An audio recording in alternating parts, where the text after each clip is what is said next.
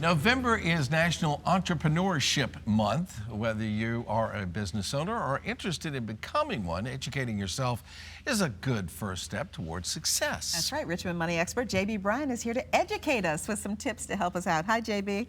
I am an expert at entrepreneurship. You've been one for a long time, so you kind of know what Almost it's like. as long as you've been alive, girl. 2 years. 20 years.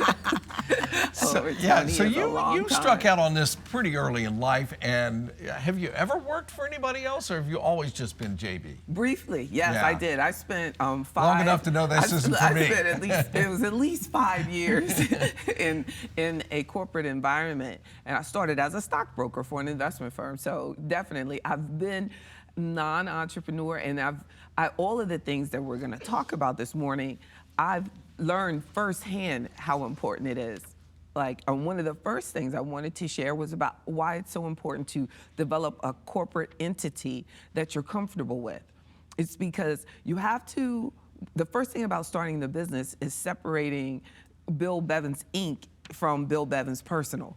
So you have to set up, do you want Bill Bevins Inc. to be a C Corp or an S Corp? Or now in Virginia, we have something called a benefit corp. So when you sit down with your professional, the lawyer, the accountant, the financial advisor, and talk about starting your own business, the first thing you should talk about is what people tend to not take that seriously. I remember when I started the business 20 years ago, really everybody became a C Corp. So I'm a C Corp, but then now there's the S and the LLC and all of these different things that we've talked about. So the decision is a little bit more complicated, and you have some advantages, some disadvantages to each corporate entity. So the first thing is to make sure you understand the tax consequences with each of the entities and the options, and select appropriately for your business. Let's take one step back even farther than that. You're Sure. kind of thinking to yourself, I want to be my own boss. I want to start my own business.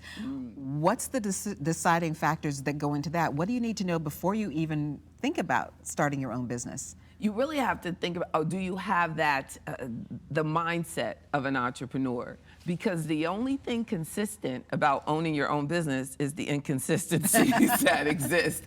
So I had always had an entrepreneur mindset, even though I was in corporate Does that America. mean you're a risk taker? I am very much a risk taker. And even before you become an investment advisor, stockbroker, they give you like a psychological test.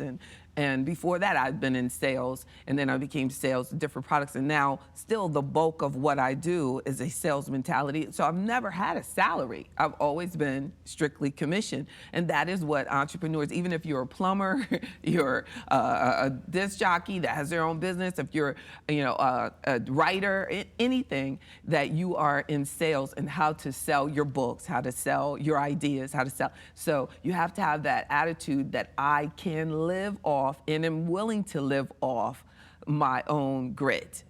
And so that would be the first step. Like, are you willing to stress out? To get gritty. Are you comfortable with being uncomfortable? And you got to diversify your discomfort. Yes, Yeah. Very good point. I'm glad that you shared that you have to have different sources of income. And Apple, I believe, is a good example of that. They started with the computer, then they came out with the iPod, then you have the iPad, and you have the iPhone, and you have the iTunes. And so they were able to develop different sources of income and ways to serve their customers. So you might be a plumber and you first fix toilets, but then you fix sinks and you fix tubs, and then you do some renovation work.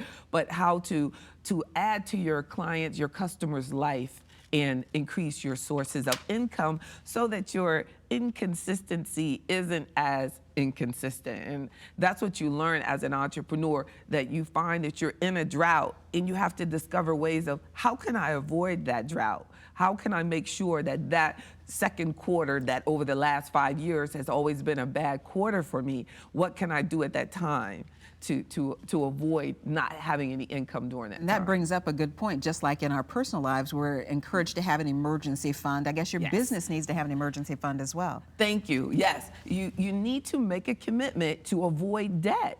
And so that your emergency fund is actually just helping you sustain your basic business expenses. Because a big mistake that businesses make is the first thing they think about is what can I get a loan? And I hear that question a lot, like what can I get a loan for an entrepreneur? Are there any grants? Are there any different programs? They're looking for things that will all of us immediately create a payment obligation for them before the income has started coming in. So having the emergency fund will allow you to continue to exist through the ups and downs of business, but your emergency fund should not have to carry debt obligations. So definitely make a commitment as an entrepreneur to be debt-free, and it is possible. You find a lot of the Fortune 500 do not carry debt on their financial statements. Some great tips, and not to discourage anybody, entrepreneurship is a great thing. JB Brand, thanks so much for joining us today. Thank you, JB. JB offers free money seminars every Wednesday at noon and Saturday mornings at 10 a.m. at her office in Glen Allen. Pre-registration is required. We'll link you to that information at WTVR.com/VTM. Thanks, JB. We'll see you soon. You're welcome.